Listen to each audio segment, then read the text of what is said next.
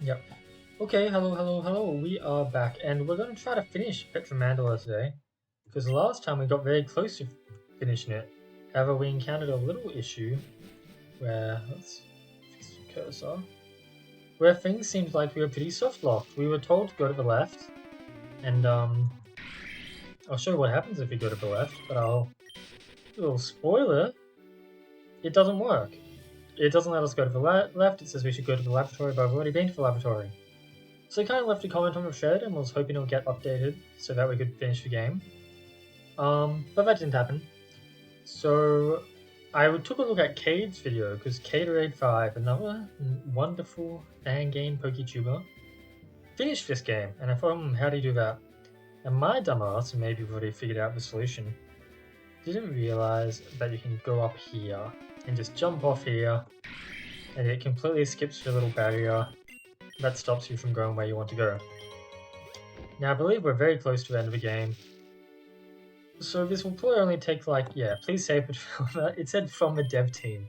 Very blunt about it. It'll probably only take like 10-15 minutes. Who knows? It's been a little while since I played the game as well, so my memory is a bit vague on what's going on, but I know we still have like a fair few mysteries to be uncovered. We don't know why the hell we came to this place. We fell out of the sky. We don't know why the world has been glitching. We don't know why we then went from a place that we fell out of the sky into another world. We don't know why people are collecting these Petra shards or whatever. But this guy wants to try to cure all the infected Pokemon, and then there's some other people who are like, nah, don't cure them. Let's fucking kill them. So we chose to help him. Oh, hey, welcome, Zeta. You know, I was doubting this day would come for a very long time. After working to make this place safe for so very long, the idea that would one day develop an actual cure is hard to stomach. Thank you, trainer, but I wish you good luck in all your future endeavors. But you must have noticed it too. Something isn't quite right. Before about the time you arrived, whenever I thought about it too much, my head would start to hurt. Now I see the signs clearly, little things that simply don't make sense. Your game is on my list, don't worry, Zeta. However, you are towards the end. There's still so many games to go through. After this, it goes Outskirts, then Ultra Recon Squad, then Space Trainer, then Abstract, then Otherworlds, then Fire Emblem, then Blast, then finally Shattered Dimensions. Sorry to disappoint you.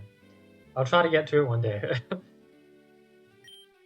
I'm thinking, like, are we part of some weird computer simulation? Because the other guy was like watching us on TV. We were kind of glitching before. Whatever the cause is, the Petrites are the key to solving the mystery, and as part of my deal, you will hereby receive mine. Yeah, so this is what's confusing me. Unbelievable. It's quite regrettable, Professor. If we do not retrieve the final Petrite within eternal blue, the Mandala totality will fracture further. That's what you wanted to say, right? If I lose even more control over it, I won't be able to influence the worlds at all. It will fall into disarray, and I will be the one that has doomed humanity by trying to save it. Alakazam's disloyalty was not your fault, Professor. You couldn't have known that I'd try to shatter your Petra Mandela, let alone succeed. The Interleaper, who are they? There's nothing left outside of the totality. A person cannot just appear out of thin air. There's still time to change your mind. I have no idea what's going on. Absolutely none. Absolutely none. I guess some kind of world-ending event, the totality, but like, I know absolutely shit all about it. Oh, he smashed it. Alakazam, do you realize what you've done? The totality needs an overseer. Without me utilizing the Petra's power, everything will fall apart. So I guess the totality is like a total of many worlds, and this dude's some overseer that watches the many worlds on his TV. There's only one punishment fit for such a crime. Gardevoir do it. And I guess Alakazam was just like, fuck it. I'm gonna destroy your ability to oversee multiple worlds. And now Gardevoir is killing Alakazam, and then maybe Alakazam gave birth to me. Go forth by any means necessary, collect the 4 shards of Petra Mandela. Once you've collected them, you will arrive at one final choice. You will have come to know and understand that many people trapped within this space, the so-called Mandala totality. They deserve freedom. It's end of a gem. What? I hope you had fun playing it. The game will stop now. Well, that was short. And the game crashed because it's end. Well, I wish we got to know more about we got a little glimpse of what's going on, but damn, that demo kind of ended without a climax. And I get it's a game jam and everything, but I feel like we never really got to see enough to take any real meaning or attachment out of that story.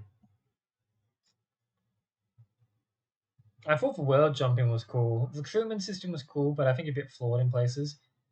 Like the way Pokemon plays in general, at least a normal Pokemon adventure, you tend to just stick with a team. Even if you've got like 60 Pokemon in the back being trained, you tend to still want to stick with whatever six Pokemon you use the most.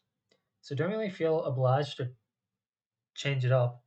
The only time I've seen like changing up a party work well, like being incentivized to change up a party when you have lots at your disposal, is on something when you know you have like a clear type trainer coming up. Like you know you're about to fight a fire trainer, so you can go into your reserve and pull out your fire type Pokemon. But in this case, since it's more of just like a normal game, and you weren't really told, hey, you're about to fight a fire type gym leader, you you never really changed up. The healing, yeah, I don't know. I think the healing was just poorly done. It was almost like an Estus flask, but imagine your Estus flasks are permanent, but also imagine like yeah, like if your Estus flasks are permanent and you never, sorry, ambulance going by. If you only have so many Estus flasks in the whole game, you tend to just say, okay, I'll try to beat the boss without using a single one. So I think it was a cool idea, but it just wasn't done the best. But I definitely like the aesthetics of both worlds, and I think that was very cool. The way they had these two very different looking worlds contrasting each other. I wish there was a bit more to pull like relations between the two, maybe to show them like a bit more parallel. They both kind of felt like their own episodic story, but both stories didn't have a climax, really. In the first world, you beat up some goons, but it's not the end of the goons. The goons are still there, and then you get sent to the second story, and you collect a Petra, and you're like, okay, we'll try to make a vaccine soon, and then the demo ends. I don't know, just a bit weird. I wish there was a bit more to it and a bit more of a conclusion. But we will move on to the other game I downloaded because I got the feeling about it very quickly. We will move on to Pokemon Outskirts Strand, Tales of Outskirts Strand.